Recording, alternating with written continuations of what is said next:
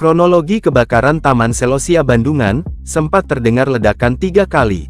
Kebakaran melanda tempat wisata Taman Bunga Selosia, Kecamatan Bandungan, Kabupaten Semarang pada Selasa tanggal 6 Agustus tahun 2024 sore.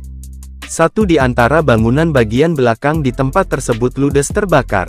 Tampak sejumlah petugas pemadam kebakaran dan anggota BPBD Kabupaten Semarang berada di lokasi kejadian melakukan pemadaman api. Hingga sekitar pukul 18 waktu Indonesia Barat, para petugas masih menyemprotkan api ke dalam bangunan yang terbakar. Tampak kepulan asap masih membumbung tinggi.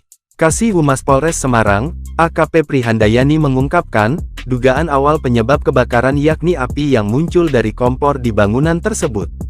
Info awal penyebab kebakaran dari kompor Blok Pujasera salah satu unit ruko. Untuk saat ini api sudah padam, kata AKP Handayani kepada tribunjateng.com.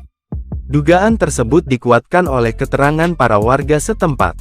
Seorang warga, Sudiarji mengaku mendengar 3 kali suara ledakan saat peristiwa kebakaran tersebut. Dia menduga api muncul dari kompor di bagian dapur. Setelah dengar suara ledakan, api langsung menjalar. Peristiwa itu sekitar pukul 16.30 waktu Indonesia Barat, kondisinya sepertinya sudah kosong, kata warga Dusun Ngablak, Desa Candi, Kecamatan Bandungan tersebut. Sementara itu, Satpol PP dan Damkar Kabupaten Semarang menerjunkan sejumlah kendaraan khusus Transus ke lokasi kejadian dibantu mobil tangki dari BPBD setempat.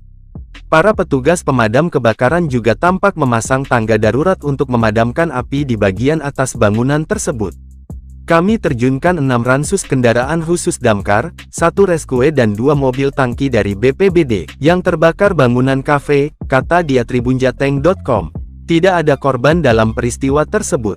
Ratusan warga mengerubungi area sekitar Selosia untuk melihat kebakaran itu. Belum diketahui juga kerugian yang dialami pihak pengelola tempat wisata tersebut. Download Tribun X sekarang, menghadirkan lokal menjadi Indonesia.